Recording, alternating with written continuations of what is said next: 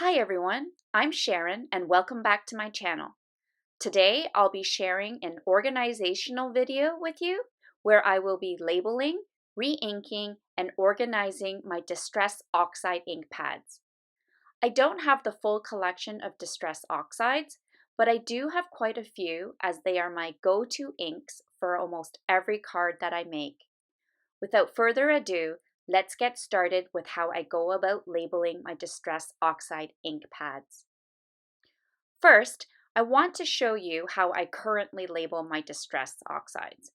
I create labels using my Brother Be Touch label maker, and while I can see the names of the ink pads, I can't see the true color of the ink when the pads are stacked on top of one another. So, from the Dollarama dollar store, I picked up for $2 a package of Avery Mailing Labels that measure 1/2 inch by 1 3/4 inches per label. There are 80 labels on each page, and there are 10 sheets in a pack. I use my Tim Holtz paper trimmer to cut the label sheet down. I will need 4 labels per ink pad, so one page of 80 labels will allow me to label 20 ink pads. I am using my new Silicone Waffle Flower Stencil Mat for the first time. The recessed work area of this mat measures 9 inches by 12 inches. The main reason I purchased this stencil mat is because I like the 2 raised edges that form a corner. If I am stenciling with a multi-layer stencil set, I can use the corner to easily reposition my paper and stencils in the exact same place. I also like the fact that I can place my ink pads on this waffle mat and ink blend without the ink pad shifting and sliding around like it does on my glass mat. Here I am finishing inking up the labels for my red family of inks. Here I show you what I did at first. Initially, I used my printer to print the names of the colors on the sheet of labels before cutting them up and inking on them. However, when I started inking the labels with my blending brush, I found the printer's ink would rub off, as you can see here. And this just made the names very difficult to read. So I decided to abandon this idea and just do without the printed name. Now back to my blank labels. I move on to my family of pink Distress Oxides. As I am ink blending the spun sugar, I notice that the ink pad is really dry. So since I'm going through all of my ink pads today, I thought to myself that this is a really good opportunity for me to take note of which ink pads are really dry and are in need of being re-inked. So as I go through the ink pads now one by one, I will put the ones aside for later. After I finish up with the family of pinks, I move on to the family of green Distress Oxide ink pads that I have.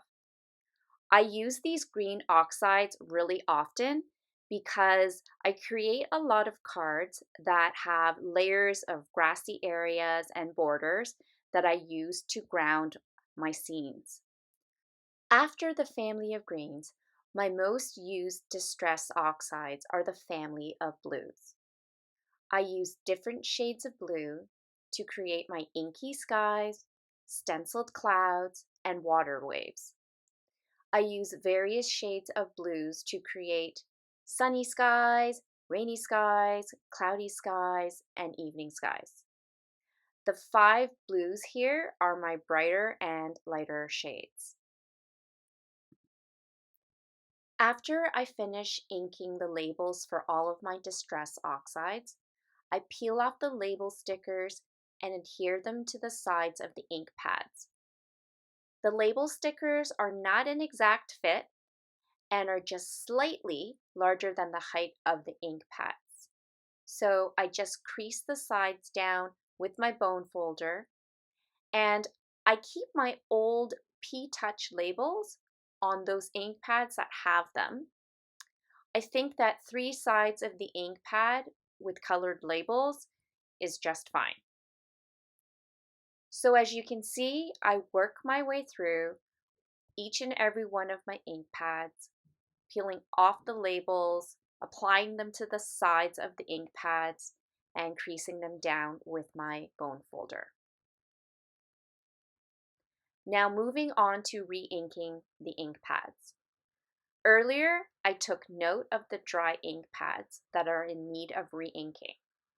I go through my bottles of re-inkers and take out all of the ones that I have on hand.